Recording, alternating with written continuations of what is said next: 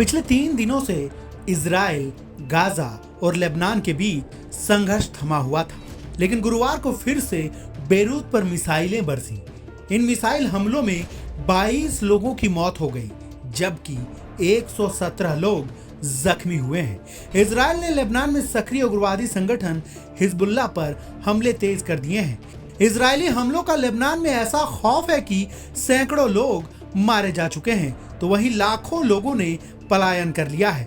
Lebanon पर Israel को हमले जारी रखने में कोई परेशानी भी नहीं है, लेकिन असल संकट ईरान पर फैसले को लेकर है। इधर गुरुवार को देर रात तक बेंजामिन नेतन्याहू के नेतृत्व में सुरक्षा समिति की मीटिंग चली, लेकिन ईरान पर हमले को लेकर कोई फैसला नहीं हो सका। अब इस बारे में एक बार फिर से मंथन किया जाएगा। बैठक बेनतीजा रहने की वजह यह थी कि कैबिनेट में ही 2 राय थी।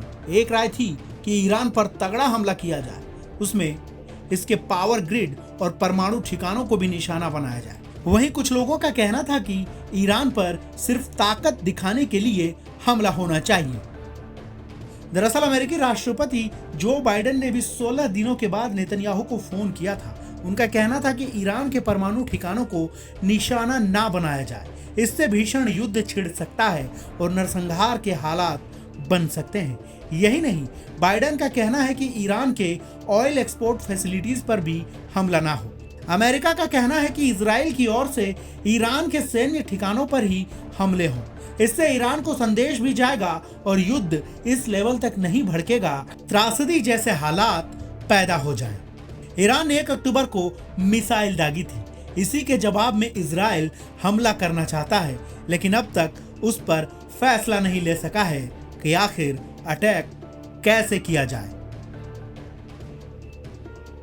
इजराइल के मंथन की वजह यह भी है कि अमेरिका, यूरोप और अरब से कई देश चाहते हैं कि ईरान की ऑयल फैसिलिटीज पर अटैक ना हो। ऐसा हुआ तो वैश्विक अर्थव्यवस्था पर असर होगा और तेल की कीमतों में तेजी से इजाफा होगा।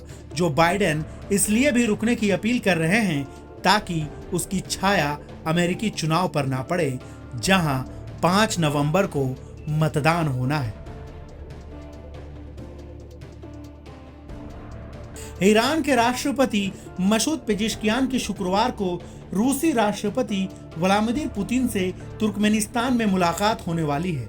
बीते कुछ सालों में दोनों देशों के बीच आर्थिक और सैन्य संबंध तेजी से बढ़े हैं। यह ईरानी राष्ट्रपति की पहली मुलाकात होगी जो हाल ही में नियुक्त हुए हैं। माना जा रहा है कि ईरान को रूस का समर्थन है, जबकि चीन भी इजराइल के ही खिलाफ है।